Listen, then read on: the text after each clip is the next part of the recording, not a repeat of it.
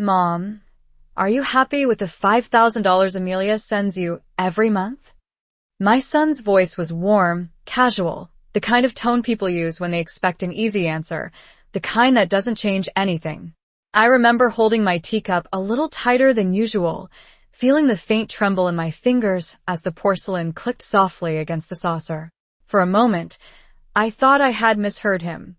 $5,000. Every month. The words didn't belong to my life. They didn't belong to the small kitchen I sat in, or the chipped mug drying by the sink, or the envelope from the electric company I had folded and refolded 3 times that morning. I looked at him, my Daniel, standing there in his press shirt, his watch catching the afternoon light like something out of a magazine. He smiled at me, proud, almost boyish, like he had done something good, something generous, something a son should do. And I realized in that quiet, stretching second that he believed it. He truly believed I had been taken care of. I lowered my eyes, not because I was ashamed, but because I needed time to understand what was happening inside my own home. The church has been keeping me alive these days, I said softly, the words leaving my mouth before I could dress them up into something easier, something kinder. The sentence hung in the air between us, fragile and heavy at the same time. I watched his expression shift, not dramatically, not all at once, but enough. His smile paused. His brows pulled together just slightly, like he was trying to solve a problem that didn't make sense. What do you mean? He asked, slower now. Careful. That was when I heard the sound of heels against the hardwood floor behind him. Measured. Unhurried. Familiar. I didn't have to turn to know it was Amelia. She had a way of entering a room without announcing herself, yet somehow making her presence felt before she spoke a single word. I lifted my gaze just enough to see her reflection in the glass cabinet across from me. Elegant. Composed. Watching. Always watching. Is everything all right in here? She asked, her voice smooth, perfectly balanced between concern and control. Daniel glanced back at her, then at me, caught somewhere in between. I didn't answer right away. Instead, I reached for my tea and took a small sip, though it had already gone cold. My mind was moving faster than my body now, piecing together fragments I hadn't known were missing. The unopened letters. The times Amelia insisted on helping with paperwork. The way she would gently interrupt whenever Daniel asked too many questions about me. Small things. Quiet things. Things I had dismissed because I didn't want to believe they mattered.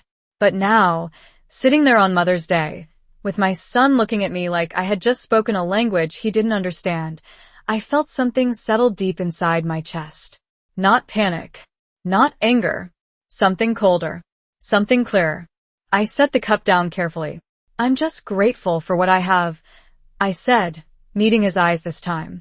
It wasn't the truth, but it wasn't a lie either. And as Amelia stepped fully into the room, her gaze briefly locking onto mine before sliding away, I understood one thing with absolute certainty. There was money being sent, every single month. And somehow, it had never reached me. I did not sleep much that night after they left.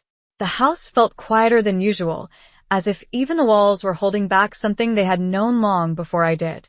I sat at the small kitchen table long after the sun had gone down, staring at the same stack of envelopes I had been avoiding for weeks. The electric bill, the pharmacy receipt, a handwritten note from the church pantry reminding me of the next distribution day. I picked up the electric bill again and ran my fingers over the numbers, as if touching them might somehow change them. $82 past due. I had already stretched the last payment by skipping my medication for 3 days. It was not the first time. It had become a quiet routine I never spoke about, not even to myself. I told people I preferred simpler meals, that I enjoyed cooking light. The truth was simpler than that. Eggs were cheaper. Soup lasted longer. And when the refrigerator was nearly empty, I reminded myself that I had lived through harder times. Or at least that is what I tried to believe. Daniel used to call every Sunday. Not long conversations, but enough to hear his voice, enough to know he was doing well. Over the past 2 years, those calls had changed. Shorter. Less frequent. Often interrupted by Amelia in the background, her voice soft but firm, guiding the conversation away from anything that lingered too long on me. "She is resting," she would say sometimes when I called. "She is out." Other times, I never questioned it. I told myself young couples needed space, that I should not become a burden. That word had a way of settling into my thoughts more often than I liked. Burden. It made silence feel like the polite thing to do.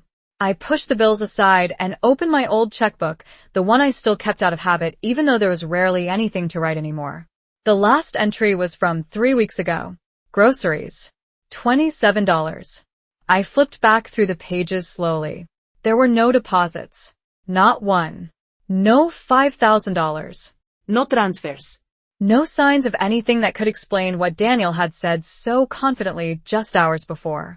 I closed the checkbook and sat there for a long moment, listening to the faint hum of the refrigerator. Then, almost without thinking, I reached for my phone. My hands were steady now, not because I felt calm, but because something inside me had shifted into place. I opened my banking application and entered my password carefully, each number deliberate. The screen loaded. I waited. The balance appeared. The same number I had memorized over the past month. Unchanged. I checked again, scrolling through the transaction history one more time, slower this time, as if I might have missed something hidden between the lines. Nothing. I leaned back in my chair and exhaled quietly. There it was. Not a suspicion anymore. Not a feeling I could dismiss or soften. Just a fact, plain and unmovable. Money had been sent. Every month. And somehow, for 2 years, it had never reached me. I did not feel angry. Not yet. What I felt was something else entirely. A quiet awareness. Like stepping into a room and realizing the furniture had been rearranged while you were gone. Everything looked familiar, but nothing was where it should be. And the more I thought about it, the clearer one detail became. Amelia had always been the one who handled the details. The next morning, I did something I had not done in a very long time. I paid attention, not to the obvious things, not to the surface of what people said, but to the quiet spaces in between. The pauses. The things that did not quite fit. I made myself a cup of coffee and sat by the window, watching the street come to life as neighbors left for work, as the mail truck rolled slowly from house to house. Everything looked ordinary, and yet nothing felt the same. I replayed the past 2 years in my mind, not as memories filled with emotion, but as a series of small, disconnected moments. Amelia standing beside Daniel when he spoke to me on the phone. Amelia answering questions that were not directed at her. Amelia offering to simplify things when it came to bills, paperwork, anything involving numbers. At the time, it had felt like kindness, like efficiency. She was organized, capable. The kind of woman who made life easier for everyone around her. That is what I had believed. I remembered the first time Daniel mentioned sending money. It had been a brief comment, almost an afterthought. He said he wanted to make sure I was comfortable. I had laughed lightly and told him I did not need anything. Amelia had smiled then, a small, controlled smile, and said, "We will take care of it, do not worry." I had not worried. Not then. There were other moments too. Ones I had dismissed at the time. A letter I never received, but Amelia insisted had been mailed. A phone call from a bank representative that never reached me because, according to her, I had been unavailable. A document she said required my signature, which she later claimed had already been handled. Each instance had been small, reasonable, easy to accept without question. But now, sitting there with the morning light stretching across my kitchen table, those moments began to line up in a way they never had before. Not random. Not harmless. Intentional. I finished my coffee and stood up slowly, walking to the drawer where I kept old documents, the ones I rarely touched but never threw away. Receipts. Copies of identification. A few faded letters from years ago. I searched through them carefully, not entirely sure what I was looking for, only knowing that something had been missed. That something had been kept just out of reach. And then I found it. A single envelope, tucked between 2 older papers, unopened. My name was written clearly across the front, but the address was slightly off, just enough that it could have been redirected, intercepted, explained away. I turned it over in my hands, feeling the weight of it, the possibility of what it might contain. For a moment, I hesitated. Not out of fear, but because I understood that whatever was inside would not change anything that had already happened. It would only confirm it. I opened the envelope carefully and slid the paper out. My eyes moved across the page, reading each line slowly, deliberately. A transfer confirmation. $5,000. Monthly. Initiated nearly 2 years ago. My name listed as the recipient. My address listed incorrectly. And beneath it a note indicating a secondary contact authorized to manage the account details. Amelia Collins. I read it again. Then once more. Each time the same result. Clear. Undeniable. I set the paper down on the table and folded my hands in front of me. The room was silent. Not heavy, not overwhelming. Just quiet. The kind of quiet that comes when something finally makes sense. I did not cry. I did not reach for the phone. I did not confront anyone. Instead, I sat there and let the truth settle into place, piece by piece, until there was no space left for doubt. Amelia had not made a mistake. She had not misunderstood. She had managed everything exactly as she intended. And for 2 years, I had been living on what little I had, while my son believed he was taking care of me. I looked at the paper one last time, then placed it back into the envelope with careful hands. There was no need to rush. No need to react. Because for the first time since yesterday afternoon, I was no longer trying to understand what was happening. I already knew. And once you know something like that, you do not need to speak right away. You only need to decide what comes next. I did not rush into anything after that. If anything, I moved slower, more deliberate. I folded the paper neatly and placed it back into the drawer, exactly where I'd found it, as if nothing had changed. Because on the outside, nothing had. The same kitchen, the same quiet house, the same routine waiting for me to follow it. But inside, something had shifted in a way that could not be undone. I spent the rest of that morning doing what I always did. I washed the dishes. I wiped down the counter. I checked the mailbox, even though I already knew there would be nothing important inside. It was not denial. It was clarity. I needed to see my life as it truly was before deciding what to do with it. By the afternoon, I had made up my mind about one thing. I would not confront Daniel. Not yet. He believed he had been helping me. That belief was not the problem. The problem was who had been standing between his intention and my reality. And that meant I needed to understand how far it went. I reached for my phone again, this time not to check my balance, but to make a call. The bank branch I had used for years still had the same number. When a young man answered, polite and professional, I gave him my name and asked if I could come in to review my account history in person. There was a brief pause, the sound of typing, then a confirmation. We can see you at 10 tomorrow morning, Mrs. Collins. I thanked him and hung up. Simple. Quiet. No explanation offered, none required. That evening, I sat in the living room with the television on low, not really watching anything. My thoughts were not scattered. They were focused, almost methodical, moving from one detail to the next. If Amelia had been listed as a secondary contact, then she had access. If she had access, then she had control. And if she had control, then everything I had not received had gone somewhere else. The question was not whether she had done it. The paper had already answered that. The question was how she had kept it hidden for so long without raising suspicion. I thought about Daniel again. The way he had looked at me. The confusion in his eyes. That had been real. He did not know. Which meant whatever had been done carefully, quietly, without leaving anything that would reach him directly. That required planning, attention, patience. I turned off the television and sat in the dim light for a while longer, listening to the faint ticking of the clock on the wall. It was a sound I had heard every day, for years, but tonight it felt different, sharper, like it was marking something new. Not the passing of time, but the beginning of something I had not expected to face at this stage in my life. The next morning, I dressed a little more carefully than usual.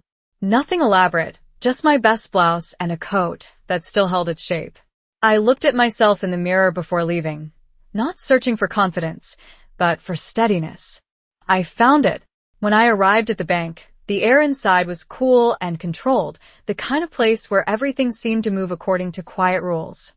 The young man from the phone greeted me with a polite smile and led me to a small office.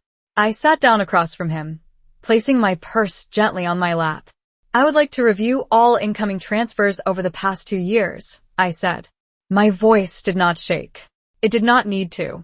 He nodded and began to type, the screen reflecting faintly in his glasses.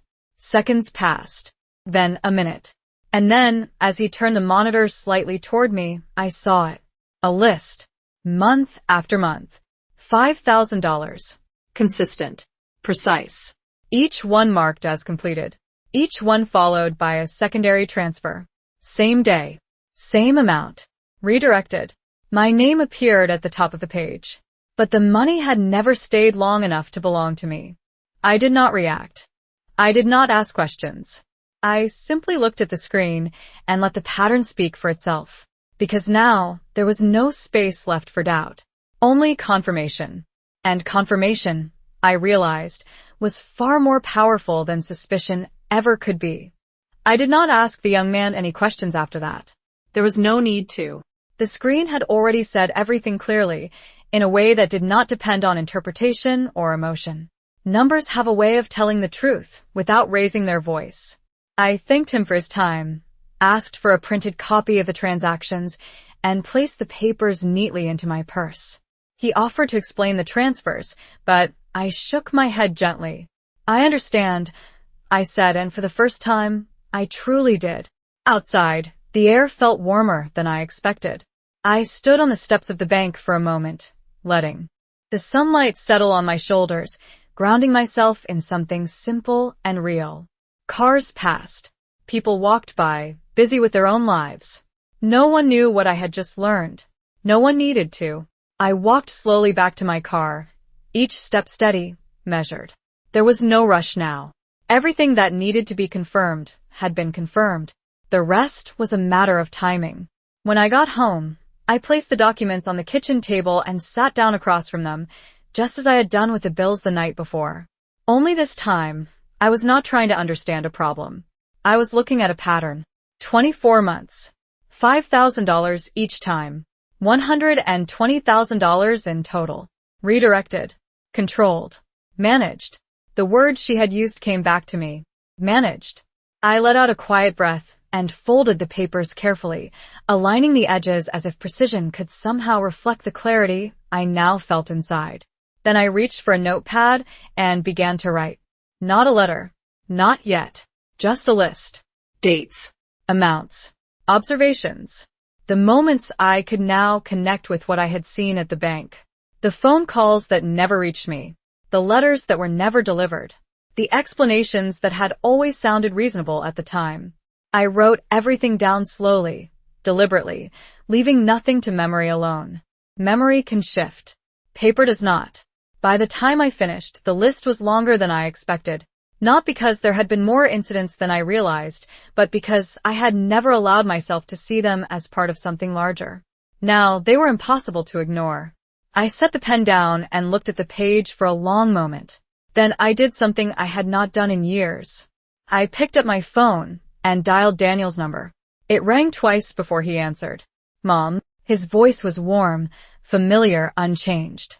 For a brief second, I felt the urge to say nothing, to keep things as they had been, to protect him from what I now knew. But that feeling passed quickly. Not because I had stopped caring, but because I understood that silence, in this case, would only protect the wrong person. Daniel, I said, my voice calm and even, I need you to come by this weekend. There are some things we should go over together. There was a pause on the other end, not long, just enough for him to sense that something was different. Is everything okay? He asked. I looked down at the papers on the table, then back out the window, where the afternoon light had begun to soften. I believe it will be, I replied. That was all I said. I did not explain. I did not accuse. Because explanations could wait. The truth, on the other hand, was already exactly where it needed to be. And for the first time in a very long while, I was not the one waiting for it to arrive. Saturday arrived quietly, without any sense of ceremony. I woke up early, as I usually did, and moved through my morning routine with the same steady rhythm I had practiced for years. Coffee. A slice of toast. The soft hum of the radio playing in the background. Nothing about the day felt different on the surface, and that was exactly how I wanted it. By the time the clock on the wall read 10:30, I had already set the table in the living room. Not for a meal, but for something else. The documents were laid out neatly in front of the empty chair across from mine, each page aligned, each detail visible, without needing to be searched for. I did not want confusion. I did not want questions about where anything came from. Everything was there, clear and undeniable. At exactly 11:15, I heard the familiar sound of a car pulling into the driveway. A moment later, the front door opened, followed by the soft echo of footsteps entering the house. "Mom," Daniel called out, his voice carrying that same warmth it always had. I remained seated. "In the living room," I replied.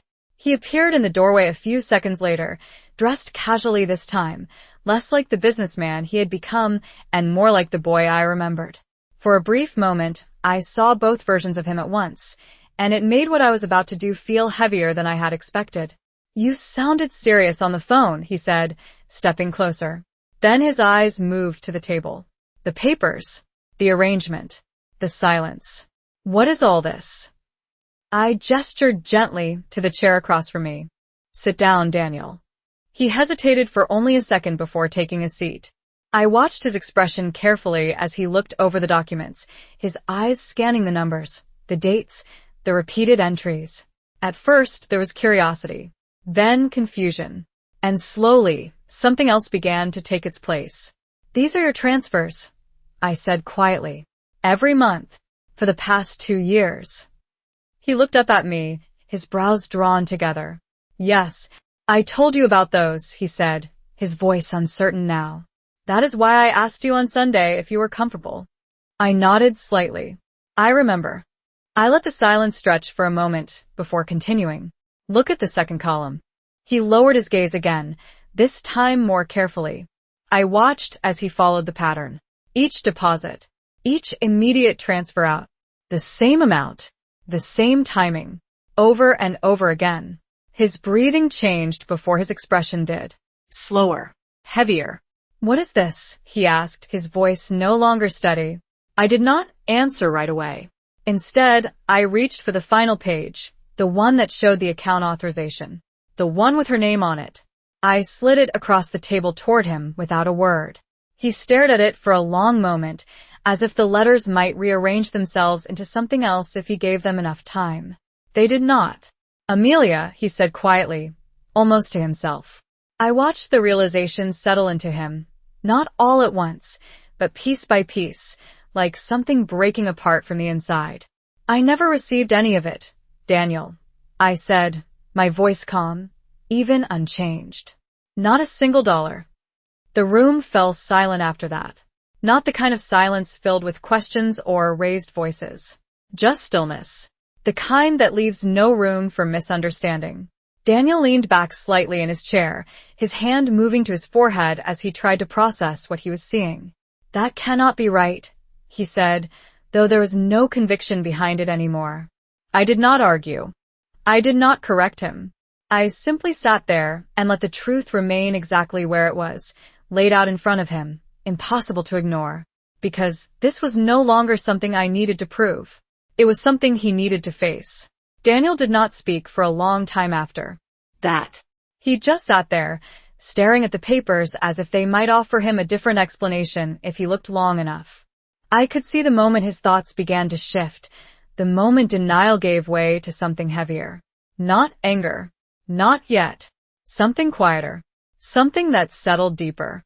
"She handled everything," he said finally, his voice low, almost distant. "The accounts. The transfers. I trusted her with all of it." I nodded once, not in agreement, but in acknowledgement. Trust, I had learned, was often the easiest thing to give and the hardest thing to examine. I did not question it, he continued, his eyes still fixed on the page. Every month, I checked that the money had been sent. It always showed as completed. I thought. He stopped there, the sentence unfinished. He did not need to finish it.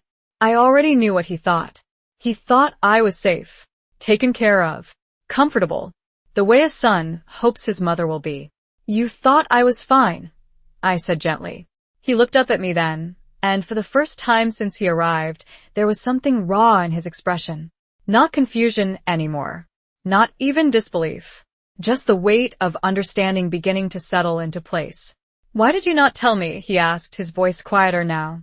It was not an accusation. It was a question he was asking himself as much as me. I held his gaze steadily. Because I did not know, I said. And when I began to feel that something was not right, there was always an explanation waiting for me before I could ask the question. He leaned back in his chair again, running a hand slowly across his face, as if trying to clear something that could not be wiped away. The room felt still, but not empty. There was something building in it now. Not chaos. Not yet. Just a shift in direction. Does she know? He asked after a moment. I shook my head. No, another pause. Longer this time. I watched as he straightened slightly, his posture changing in a way I had not seen in years. Not the confident stance of a man in control of his business. Something more focused. More personal. She is coming here later, he said. She said she wanted to check on you after Sunday. I did not react immediately. Instead, I let the information settle the same way everything else had. Quietly. Without resistance. Then we should let her, I replied. He looked at me carefully, as if trying to understand what I meant. I did not explain. Not yet. Because this was no longer about uncovering the truth. That part was already done. This was about what happened when the truth had nowhere left to hide. I reached forward and adjusted the papers slightly, aligning them once more, making sure every page was visible, every number clear. There would be no confusion.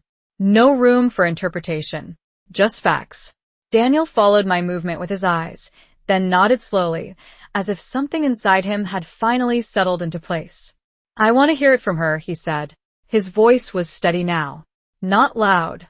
Not forceful. Just certain. I leaned back in my chair, folding my hands calmly in my lap.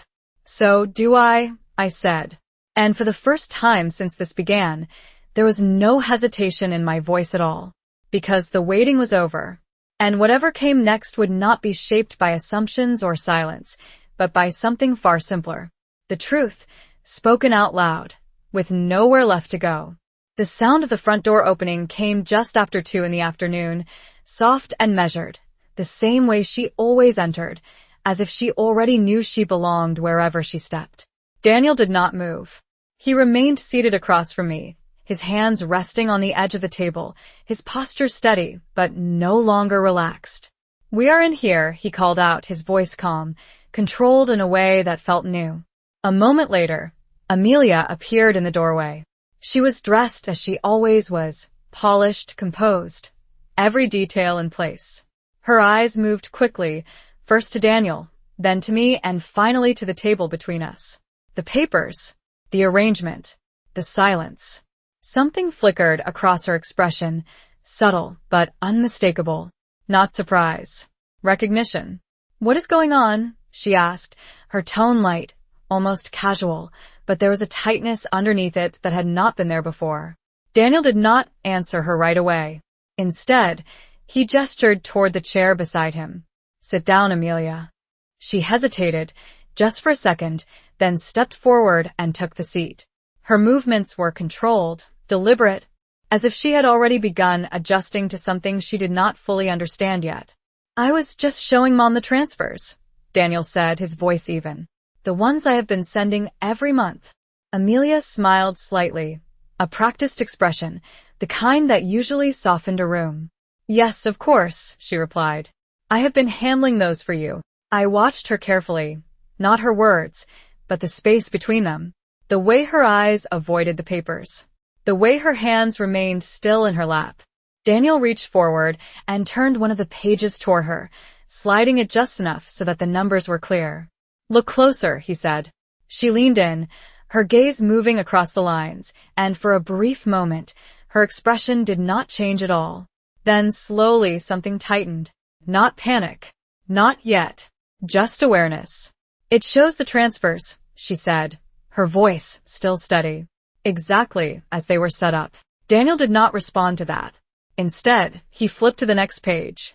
The one that showed the second movement. The redirection. The repetition. Month after month. Same day. Same amount. I saw the moment it registered.